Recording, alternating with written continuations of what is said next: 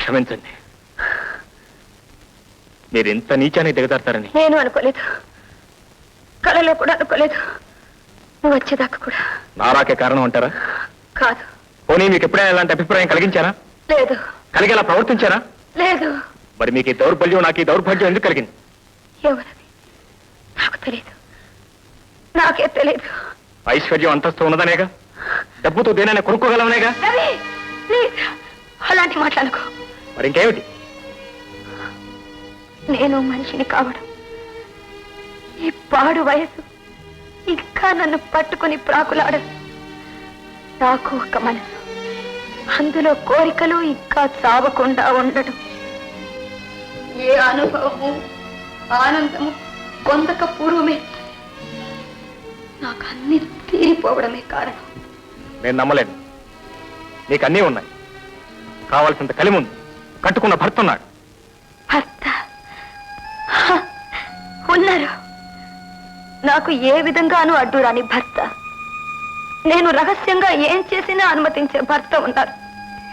అంటే అదే రవి, అది జీవితం. జీవితం నాతో ఆడిన చెలగాటం. వింటావా? విను రవి, విను. తాజ్మహల్ ఉంది, అందరూ దీని అందం చూస్తారు, ఆనందిస్తారు. కానీ లోపల ఉన్నది సమాధి అని ఎవ్వరూ గుర్తించరు. అలాగే నేను, నా ఐశ్వర్యం ఆడంబరమే కనిపిస్తాయి.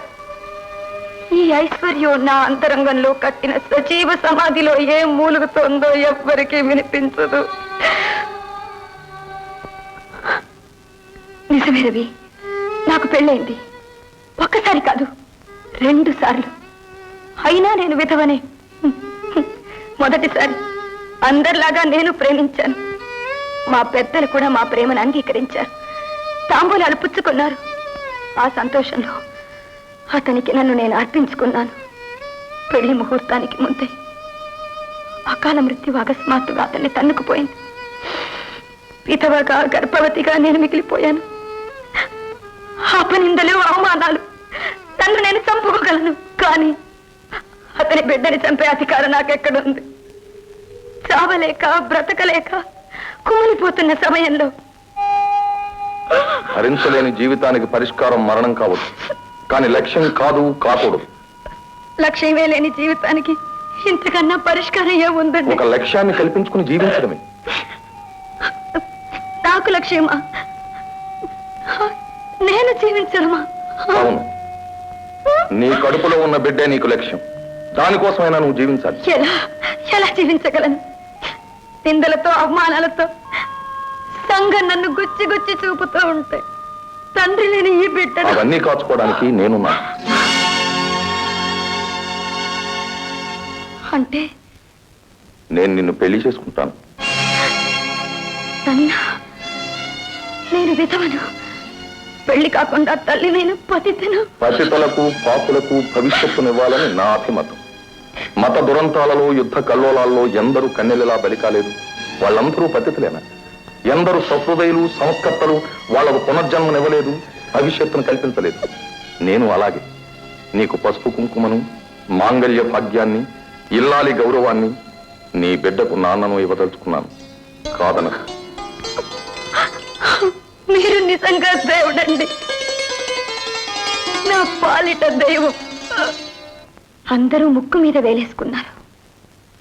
అదృష్టం అంటే నాదేనన్నారు. అప్పుడు నా ఆనందానికి అర్థం ఏమని చెప్పను?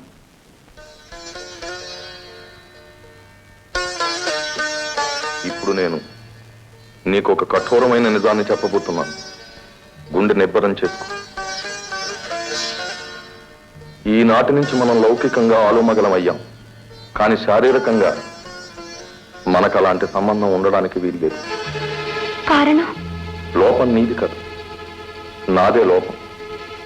నేను నిన్ను భర్తగా భరించగలను, కానీ మగడుగా, మగవాడిగా నాకు అర్హత లేదు. నేను నిన్ను వంచాను, నీకు అన్యాయం చేశాను. అది నా స్వార్థం. నాకు కావలసింది నీ అందం కాదు, నీ శరీరము కాదు, నీ ప్రేమ కాదు. 10 మందిలో నేను మగవాణ్ణి అనిపించుకోవాలి. నాకు ఓ భార్య ఉందని, బిడ్డ పుట్టాడని నలుగురిని నమ్మించాలి. నవ్వులు పాలు కాకుండా నా పరువు నేను కాపాడుకోవాలి. అందుకే నిన్ను పెళ్లి చేసుకున్నాను. ఆనాడు నన్ను దేవుడు అన్నావు, ఇప్పుడు రాక్షసుడన్నా సరే. జరిగిపోయింది. ఈ ఇల్లు, ఐశ్వర్యం అంతా నీదే. నువ్వు ఈనాటి నుంచి మహారాణివి.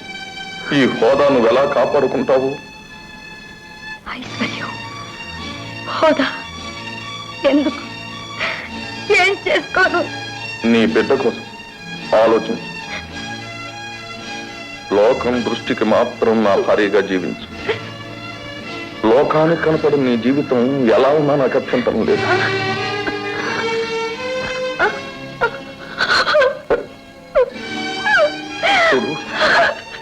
సరోజా, ప్లీజ్ ప్లీజ్, ఈ కన్నీళ్ళు ఈ రాత్రితోనే ఇంకిపోవాలి.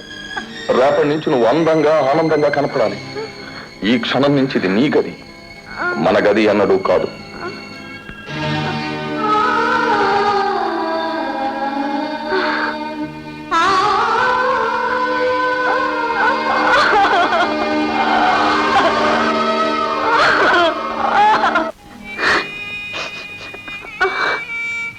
ఆయన నాకు అన్ని ఇచ్చారు, అన్నిటినీ మించిన స్వాతంత్రం ఇచ్చారు. కానీ ఎన్నడూ నేను దాన్ని వాడుకోలేదు. ఆ వాంఛ నాలో కలగలేదు. ఏనాడు ఇలాంటి చపలత్వం నాలో ఏర్పడలేదు రవి. భార్యగా నన్ను నేను మర్చిపోయి తల్లిగానే రోజులు గడిపాను. మా ఇద్దరి మధ్య ఉన్న దూరం ఎవ్వరికీ తెలియకుండా కొన్నాళ్లు గడిచాయి. ఆ తర్వాత అనిసం ఎలాగో అలా అలా పాకింది. అందరు మగాళ్ళకి నా మీద ఆశ కలిగింది. అందరూ నన్ను పొందాలని ప్రయత్నించారు. అందకపోయేసరికి నా మీద అపనిందలు వేశారు. ఇప్పుడు తెలిసిందా రవి, సజీవ సమాధిలో ఏం మూలుగుతుందో? తెలిసింది, కానీ నువ్వేం చెప్తావు నాకు తెలుసు. నా మీద జాలి పడతావు, సానుభూతి చూపిస్తావు. అక్కర్లేదు. ఇప్పుడు నీ నుంచి నేను ఏది కోరటం లేదు. క్షణికమైన చాపల్యంతో నీ ఎదుట ఇప్పుడు నేను సిగ్గుపడుతున్నాను రవి. ఇక నీ మొహం నేను చూడలేను. ఇక్కడి నుంచి వెళ్ళిపో రవి, ఇక్కడి నుంచి వెళ్ళిపో. ప్లీజ్ ప్లీజ్, ఇక్కడి నుంచి వెళ్ళిపో.